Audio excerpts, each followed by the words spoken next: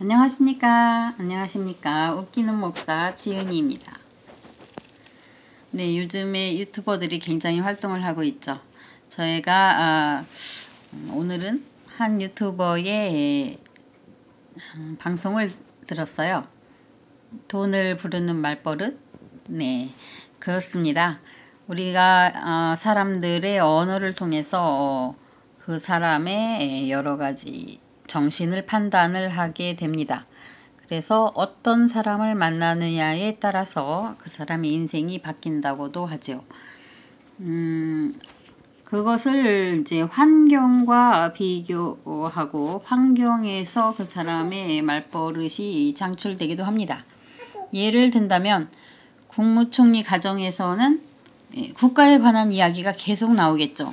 아무리 부인에게 국가에 관한 일을 말하지 않으려고 해도 그 사람 하루 종일 생각 속에 그것이 국가에 관한 것들이 머릿속에서 왔다 갔다 하기 때문에 또 낮에 만난 사람, 그런 사람들이 국가에 관한 일을 하기 때문에 국가에 관한 이야기만 할 수밖에 없습니다.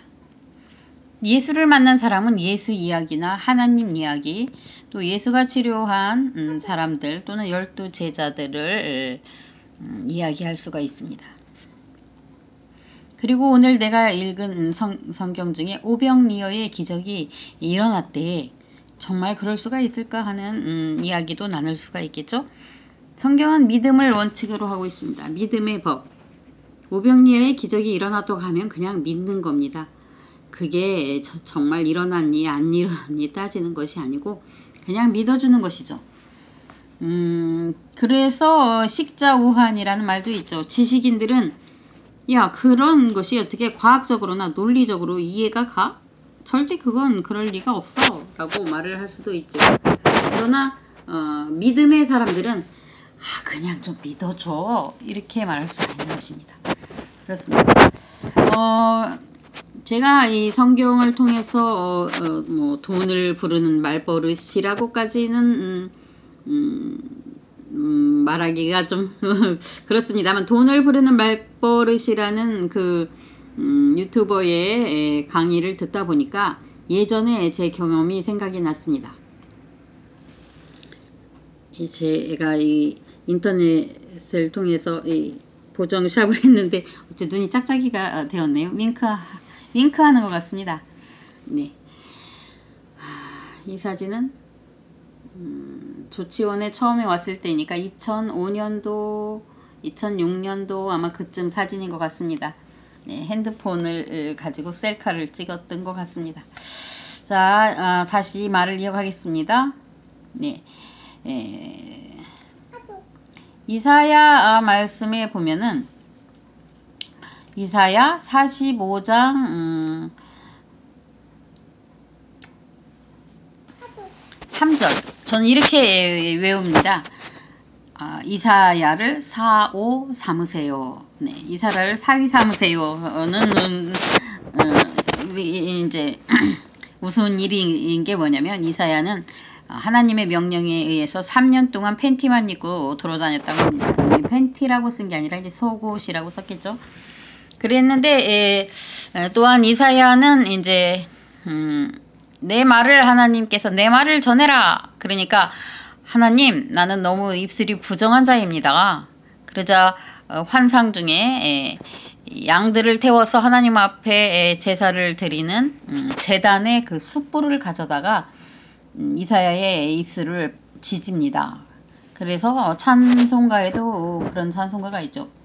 제단 숯불 내 입술에 대니 어찌 주저할까 주여 나를 보내주소서, 이렇게 말하고 있죠. 그래서 저는 이사야 45장 3절을 굉장히 좋아했습니다. 내게 흑암 중에 보화와 은밀한 곳에 숨은 재물을 주어 내 이름을 부르는 자가 나 여호와 이스라엘의 하나님인 줄을 내가 알게 하리라. 네. 앞뒤를 보면 여호와께서 그에게 기름 부음을 받은 고레스에게 이같이 말씀하시되 내가 그의 오른손을 붙들고 그 앞에 열국을 항복하게 하며 내가 왕들의 허리를 풀어 그 앞에 문들을 열고 성문이 닫히지 못하게 하리라. 내가 너보다 앞서 가서 험한 곳을 평탄케 하며 논문을 쳐서 채빗장을 꺾고 내게 흑암 중에 보아와 은밀한 곳에 숨은 재물을 주어 내 이름을 부르는 자가 나 여호와 이스라엘의 하나님인 줄을 내가 알게 하리라. 내가 나의 종 내가 택한 자 이스라엘 곧 너를 위하여 내 이름을 불러 너는 나를 알지 못하였을지라도 내게 칭호를 주었노라. 나는 여호와라 나 외에 다른 이가 없나니 나밖에 신이 없느니라. 너는 나를 알지 못하였을지라도 나는 내 때를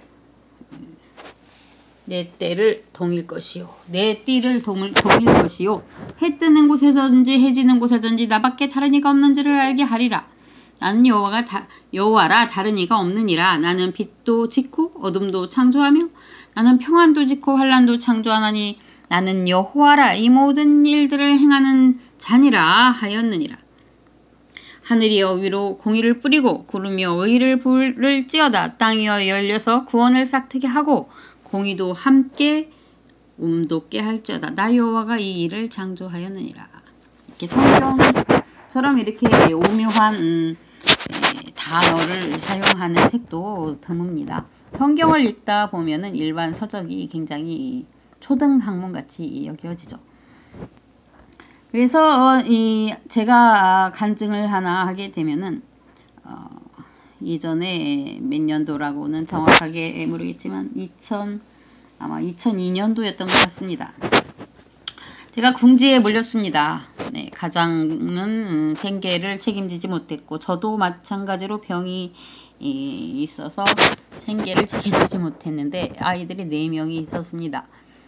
그 상황에서 집세가 밀리고 해서 여러 가지 경제적으로 힘들게 되었습니다. 근데 어느 날 이 내게 흑암 중에 보아와 은밀한 곳에 숨은 재물을 주어 내 이름을 부르는 자가 나 여호와 이스라엘의 하나님인 줄을 내게 알게 하리라라는 이 말씀을 가지고 설교하는 목사님의 테이프를 들었습니다. 뭐야 기독교가 뭐 맨날 돈 달라야. 그러나 가난하게 살아보면 살아볼수록 돈은 필요하지 않은 게 아니라 그것입니다.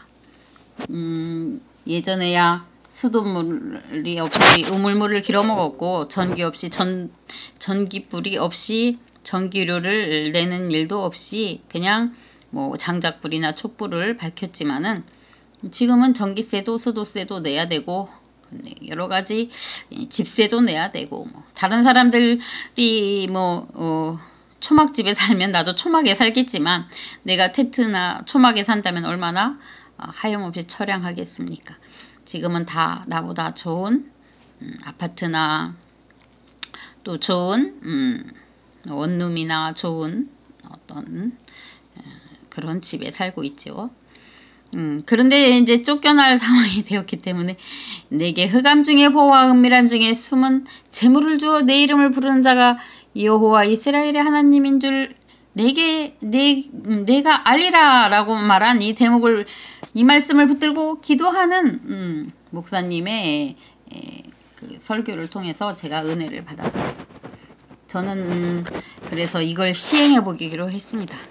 그래서 동서사방 물질 보아야 내게로 오라 이렇게 명령하는 명령 기도를 저도 했습니다. 그러니까 예를 들면은 어느 집에 종이 있어서 야 종 내 이름은 물질이야 이리 와봐 그러면 종이 옵니다. 그런데 부잣집에는 종을 부리는데 가난한 집 사람은 그 앞에 종이 있어도 부릴 줄 모르는 거예요. 왜?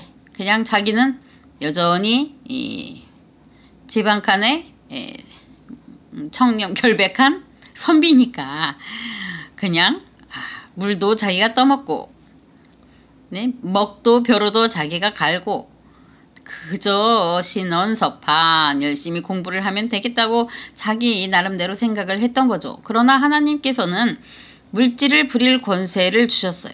창세기 1장에 보면 사람에게 모든 천지 만물을 다스리라 이렇게 기록을 하고 있습니다. 저는 제 주장을 꺾고 이걸 시행을 했습니다. 나도 부리자.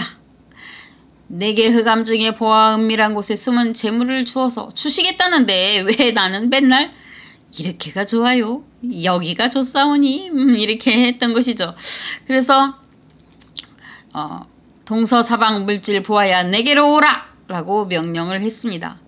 그리고 어린아이들 같은 심령으로 어느 날은 교회에 가서 이제 애기 5살짜리 3살짜리 애기가 시장바닥에서 어머니 나 저 장난감 사주세요 하고 울며 떼굴떼굴 둥그는 아이가 있고, 또 어떤 아이는 어머니 저 장난감 주세요 하고 손가락질 하다가 안 된다 그러면 졸졸졸 네 그러는 아이가 있죠.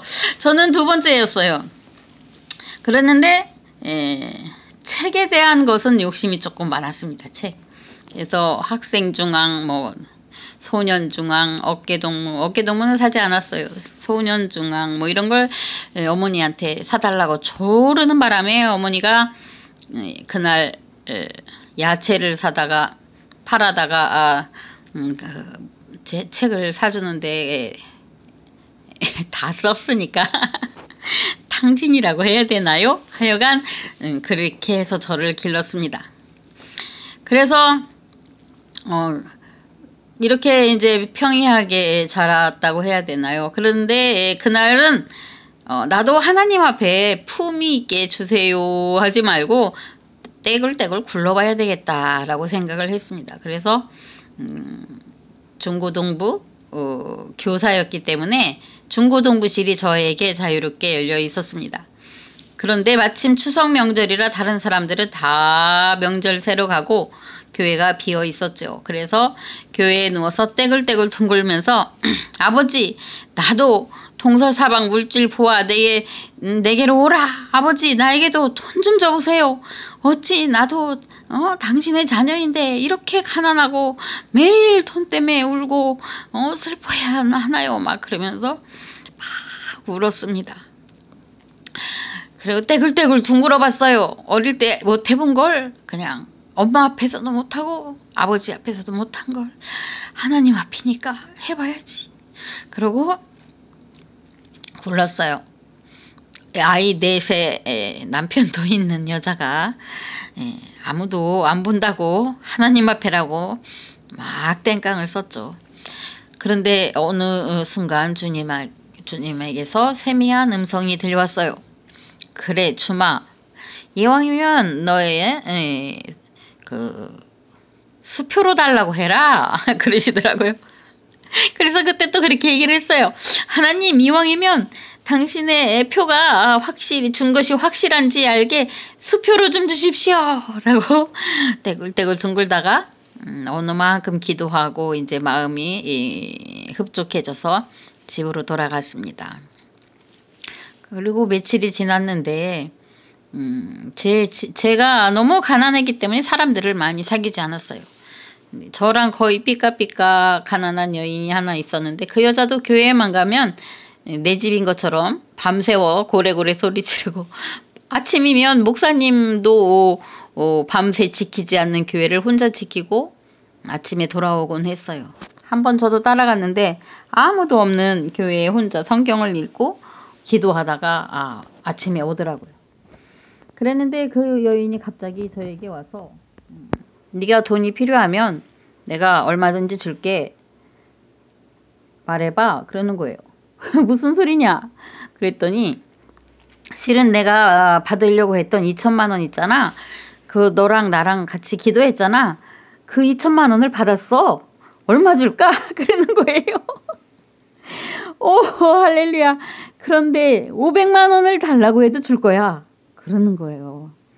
그런데 제가 얼마나 배짱이 작은지 100만 원만 주세요. 그랬어요. 그랬는데 정말 제 손 위에 10만 원짜리 수표 10장을 탁 올려놓는 것이었습니다.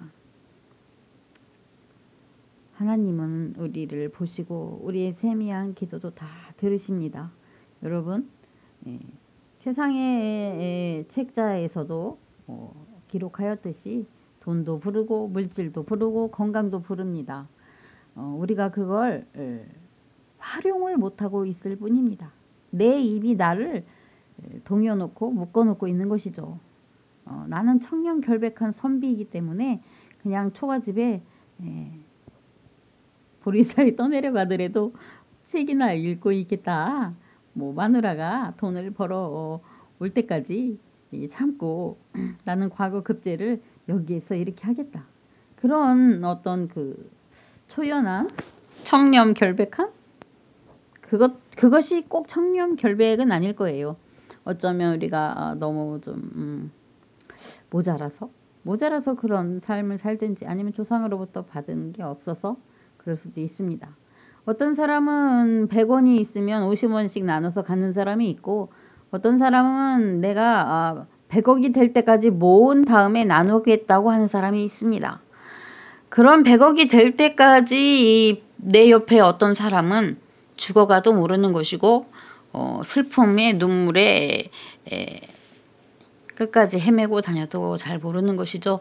그래서 누가 더 의인이고 누가 더 부자인지는 사람의 판단으로는 할 수가 없습니다. 그래서 하여간 저는 이제 여러 가지 생각을 하게 됩니다. 그런 청렴한 어떤 청빈이죠. 그건 청빈한 선비가 될 것인지 아니면 나누고 나누면서도 나도 100억을 주셔요. 100억을 주시면 또 더 좋은 일을 하겠습니다. 그렇게 말씀을 할 수 있는 것이죠. 그런데 어느 틈엔가 우리는 이 돈이라는 거에 너무 얽매이는 경우가 있습니다. 예를 들면 이미 너에게 100억을 주었다. 저는 그런 음성을 들었습니다. 아니 우리 집에 지금 500에 40만 원짜리 월세를 살고 교회도 지금 월세를 3, 4개월 밀려가지고 집주인이 비울 것이냐 말 것이냐 하고 있어요. 그랬는데 탕감을 해주십시오. 5년 동안 당신에게 지급한 돈이 3천만 원인데 당신의 부인이 친정에 있을 때는 예수를 믿었지만 시집 와서는 당신과 일하니라고 헌금도 못하고 주일도 못 쉬고 그랬는데 당신이 3천만 원에 300만 원만 기부하는 셈치고 장학금도 주시고 여기저기 은혜를 베푸시면 제가 어떻게 해서든지 돈을 드리든지 하겠다고 이제 했더니 그 3개월이니까 432, 430, 132만 원을 탕감해 주셨어요. 그런데 저한테 주님이 100억을 주셨다고 하는 게 이해가 안 갔습니다. 그래서 곰곰이 생각해 보니까 저에게 100개가 넘는 크고 작은 발명, 실용신안, 디자인의 아이디어를 주셨습니다. 그러니까 그것을 돈으로 환산하면 100억이 넘는 거죠. 예를 들면 100억짜리 건물이 있는데 수중에 돈이 10원도 없는 사람이 있습니다. 왜냐하면 세를 아직 받을 때가 덜 됐는데 국세청에서 세금을 많이 가져갔기 때문에 현금은 하나도 없어요. 그러면 나에게 지금 100억이 있는 겁니까? 100억이 없는 겁니까? 봐요. 100억이 현금으로는 없지요. 그러나 100억짜리 건물은 있습니다. 저희 집에도 이렇게 모니터, 장롱, 옷, 그리고 사랑하는 내 자녀들의 능력, 또 술 마시지 않고 열심히 돈 버는 남편, 또 우리 자녀들이 이렇게 컴퓨터를 조립할 수 있는 기술, 여러 것, 그리고 아직 한 명도 크게 아프지는 않고 있습니다. 이런 건강, 어느 분들은 백혈병, 암, 여러 가지 진단을 통해서 돈을 벌어도 새는 집이 있지만 조금 벌어도 이렇게 건강하고 화목한 가정이 있다면 그 사람은 100억을 가진 것입니다. 그러니 여러분도 오늘 100억을 가졌다고 시인하십시오. 그리고 좋은 아이디어가 있으면 인터넷에 올려서 다른 사람에게 준다면 그것도 기부가 되는 것이고 하나님께서는 주는 자에게는요 반드시 흔들어 채우고 넘치게 채워주신다는 걸 알게 되실 것입니다. 그걸 깨달을 때까지 기도하시고 또 주고 베풀고 그렇게 하시는 게 중요한 것이죠. 그래서 이사야 45장 3절처럼 이렇게 흑암 속에 보화와 은밀한 곳에 숨은 재물을 주어 내 이름을 부르는 자가 나 여호와 이스라엘의 하나님인 줄을 내가 알게 하리라 그러셨어요. 여러분도 여러분의 하나님을 부르십시오. 저도 이렇게 은밀한 곳에 숨은 재물을 주십시오 라고 여러분도 부르짖어 보세요. 신명기 28장 6절의 말씀처럼 내가 들어와도 복을 받고 나가도 복을 받고 들어가도 복을 받고 나가도 복을 받을 수 있는 그런 저와 여러분이 되시기를 축원하는 바입니다. 감사합니다. 하늘에 계신 우리 아버지 이름이 거룩히 여김을 받으시오며 나라의 임하옵시며 뜻이 하늘에서 이룬 것 같이 땅에서도 이루어지리이다. 오늘날 우리에게 일용할 양식을 주옵시고 우리가 우리에게 죄 지은 자를 사하여 준 것 같이 우리 죄를 사하여 줍시고 우리를 시험에 들게 하지 마옵시고 다만 악에서 구하옵소서. 대개 나라와 권세와 영광이 아버지께 영원히 있사옵나이다. 아멘.